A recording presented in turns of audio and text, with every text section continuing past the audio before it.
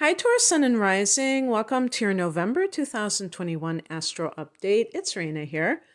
I'm doing this over again because I was uploading this earlier today and I happened to hear the end where I was signing off and I said, "So long, Scorpio," or whatever. And I was like, okay, I think there's a problem here. So I decided to do it from scratch so I don't have to sit through my own videos. But in any case, this is an important month for Taurians because this is the month where there's going to be an eclipse in your sign. So whether you have your sun in Taurus or like me, you have Taurus rising, this is a big deal. And I have my rising sign at 26 degrees Taurus, and this eclipse is at 27. So I'm stoked, but I've experienced, not too long ago, having a solar eclipse that was a degree off my sun. And I don't even know if anything in particular transpired. So, take it for what it's worth. I don't think that proves that astrology is bunk, but by the same token, I don't like to build things up because you never know if it's going to pan out, even if it's a direct hit. But you know what? I do feel that this is a little bit more likely to mean something. And the reason I say that is that Uranus is already transiting Taurus and has been for, I think, like about 2 or 3 years. And Uranus is a generational planet. Well, I don't know. I don't think generational is a good way of putting it. It's an outer planet. Because a generation is like 15 years. It's more like Neptune and Pluto. But the point is that for a sign like Taurus, having that very fresh, erratic, off the wall kind of influence, I think is significant because of the nature of Taurus and how fixed Taurus is. I mean, I have so much mutable in my chart. I have Sun in Sag, Moon in Virgo, but I just that one thing, it feels very like strong, like that it has a strong influence. Well, maybe Venus in Aquarius, that's fixed too, but whatever, I digress. So I feel like this is going to affect Taurians, and it is a later degree of Taurus. So this kind of makes it like a buildup where something is a long time coming. It's not the final degree, but it is getting there. But anyway, let me start at the beginning of the month. So we come into November with most of the planets direct, which is very significant because as I record this, there still are several planets that need to go direct, or maybe, like 2 or 3. And this is something that can make people feel like they are spinning their wheels a lot of times. Unless they're very, very wise and they have the capacity to know, sense, or know astrology, but regardless, this idea that, hey, this isn't really working out for me. I'm going to go inwards. I'm not going to try to make things happen. And I think a lot of people who have a prominent Taurus can attest to the fact, and I can, even having it as my rising sign, that sometimes there is a stubborn persistence. I mean, being persistent is stubborn anyway, but I mean it's almost like an insistence that you're going to make something happen by just continuing to do it. And it's like you're not going to budge. And there's a controlling aspect to that. And there's also a what was popped in my mind was willful ignorance, but I don't want to call it that. But you know what I mean? It's just not really flowing, with what is, but wanting it your own way. And when you have like multiple retrogrades happening at the same time, it kind of amps up a lot of blocks from the outer world coming to you, and your ability to kind of handle that with grace will determine whether or not you are kind of flowing with this. And for a lot of people, a lot of Taurus people, it can feel very uncomfortable because you usually can get what you want simply because you are persistent and you do that hard work. But like I said, sometimes it's not just about the force of will. You have to also surrender. Yes, that is important too. Letting go and letting God. So when November comes around, you're probably going to feel a lot better in this regard because you're going to feel that some of these blockages are lessening their influence. Mercury goes direct, and so does Jupiter on the 18th of October. And as I record this, it hasn't happened yet. So some of you will be listening before it happens too. So just to let you know that these things are kind of abating. Neptune is still retrograde until I think December 1st or something like that. And then the only thing left is Uranus.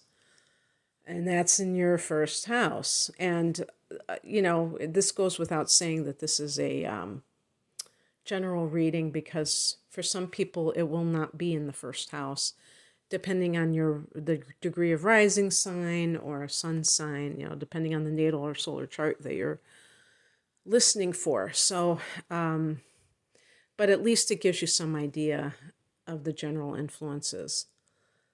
So the sun is in Scorpio, and this is the opposite sign from Taurus. So it's the opposite house where this action is happening, the seventh house. Now, the seventh house is the domain of Libra. So it deals with committed partnerships, but also one-on-one relationships of all varieties, So if you work for yourself, this can be a time when you feel that you're starting to attract new clientele, especially around the time of the new moon in Scorpio on the 4th. Or at least you can get some idea of how you can make this happen because Mercury is entering Scorpio the very next day on November 5th, and it will be in that seventh house. And this is the seventh house is also the house of public relations. So I think, and I don't know if marketing falls into that category, but certainly Mercury could be for marketing. So whether it's how you deal with clients or potential clients or just your relationship to the public itself, this is a great time to ponder these things when Mercury is here. Or you might even have some kind of an event that brings this into focus for you for some reason. And it's happening the very next day from the new moon here, so there must be something going on.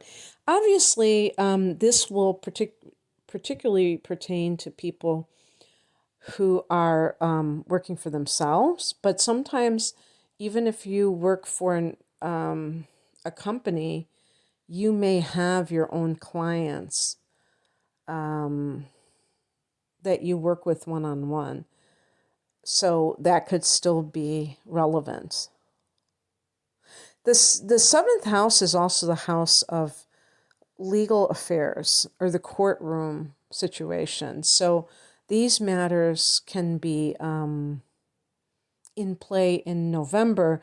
And with Mercury here on the 5th, there could be something that is hammered out, some kind of agreement, legal agreement, or a divorce decree or marriage license, you're obtaining it, or anything. I wouldn't even be surprised if for some people it's a will. That would be the eighth house matters with Sagittarius. And of course, we're going to go into that at the end of the month. We're going to have the sun there and Mercury there. So that might be a time when those things are more front and center for you. Also on the 5th, Venus goes from Sagittarius to Capricorn. So I guess Venus has been in this eighth house, and that certainly makes me think of, people who are getting money from others, because the eighth house is the house of shared resources or money that you have not earned that comes to you in some way, shape, or form. So with seventh house matters and eighth house, this in the eighth house, I do think there might be some inheritance. And because we did have the Mercury retrograde, of course, the Mercury retrograde was in Libra. So that was the sixth house, just in general. So maybe this is something connected to your work, like some kind of a legal agreement with that. I don't know. If you sued your company or, the place where you're working, I have no idea. But I guess I'll just put that out there for the possibility that somebody might have dealt with something like that. So Venus is going into the 10th house of career. I'm sorry, not the 10th house, 9th house, which is the house of foreign affairs. And this can be anything from, some kind of what I would call international affairs. And, typically we would say business, but some of you who are enrolled in college, you may be abroad, studying abroad, and Venus can be love, so you might have some kind of relationship with somebody or falling in love with someone, and they can be of a different, nationality, ethnicity, race, culture, that kind of thing. And this can be earning money from academia, whether you're a professor, whether maybe even a traveling professor, lecturer, writer. This is the house of publishing. So you could see financial gain from that. This can be, if you're let's say you're a student, maybe you're a grad student and you have an assistantship, and you get a stipend or something like that. It could be anything like that, too. Maybe you have your own business and you're expanding your territory to that. Venus can simply mean that you have this, the money that you're going to spend for a trip. Okay. And of course, November is a time, at least in the United States, we start with Thanksgiving, one of the last weeks of the month, and that is the kickoff for the holiday season for about 5 weeks until the new year. So that increases, not for me, I was going to say that increases the social situation, not for me. I'm business as usual, but a lot of people. And I, that was true for me in the past, but not these days. So let's see, what else is happening? On the 19th, that's that lunar eclipse, and 27 degrees of Taurus. And this is the first house, the house of the self. So even the body, something could be changing. Maybe you're letting go of something. Maybe this is a great time to lose weight. The pounds, maybe the pounds will just melt off. And, Taurus, you like that. You love food, right? I mean, so that's the best of both worlds. But I mean, don't take it that I'm saying that that's a guarantee. I'm just saying that this is the house of the self, including the body. So you may be prompted or feel that urge to kind of purify or lighten the load, so to speak, in terms of, even if you're not overweight, there may be something about your life that you would like to pare down, because the first house I see as the overall life itself at the moment. And so it could even be like downsizing, becoming more of a minimalist. And this is something that a lot of Taurians could benefit from, because I think more often than not, Taurus tends to acquire things rather than continually sifting through their possessions and then getting rid of things that they're not using. You probably tend to accumulate things. And so this can be just a great time to pare down your lifestyle altogether. On the 21st, and then also you might be closing a chapter in your life in some way, or having maybe some kind of an apex, a heightened state of affairs in your life for some reason. On the 21st, the sun goes into Sagittarius. This for you is the 8th house. So that is Scorpio's domain, your opposite sign's domain. And so this has to do with a lot of profound inner transformation. This is the house of transformation, personal alchemy, whatever you want to call it, and the house of magic, the house of secrets, that kind of thing. Conspiracy theories, or as I call them, conspiracy realities. And it makes your mind more probing, less accepting, but more probing. I think, Taurus, you're a pretty chill sign. So even like if you have Mercury in Taurus as well, you kind of like let sleeping dogs lie. It's like, whatever. Want to just kind of keep on that chill vibe, and really, who's to say that that's not, superior wisdom.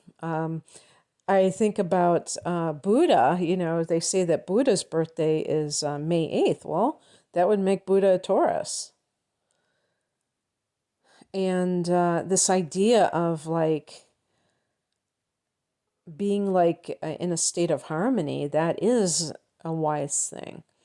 But your opposite sign, Scorpio, is very interested in anything that is below the surface.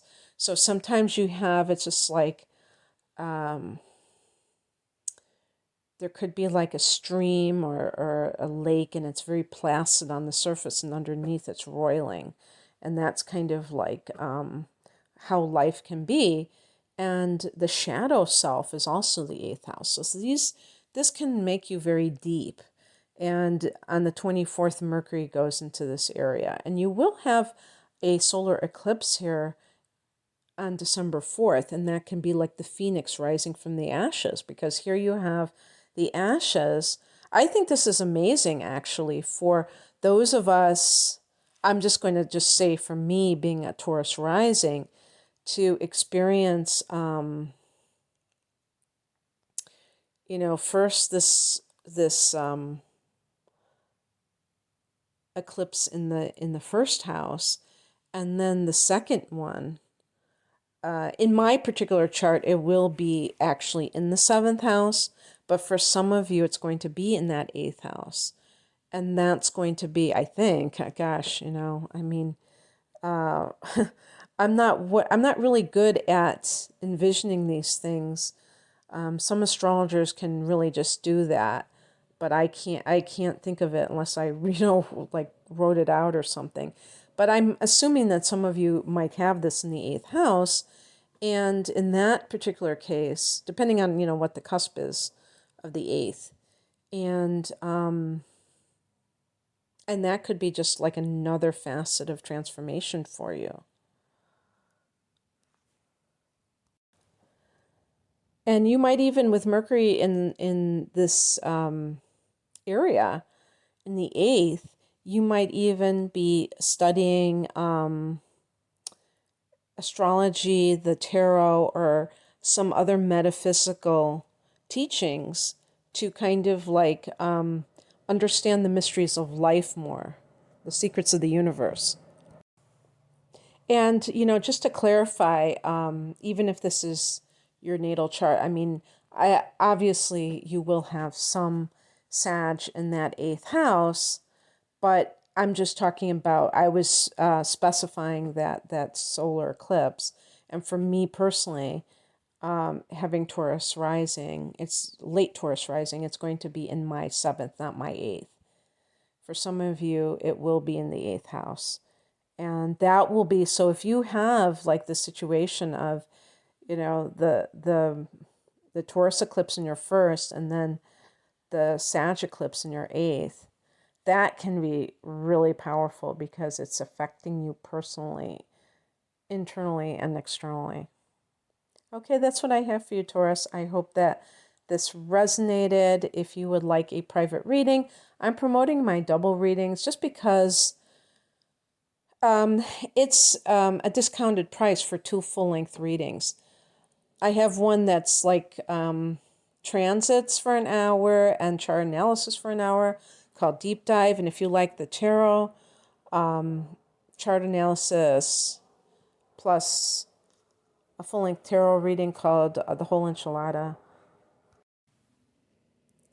The link is below. Thanks for listening. Take care. Bye.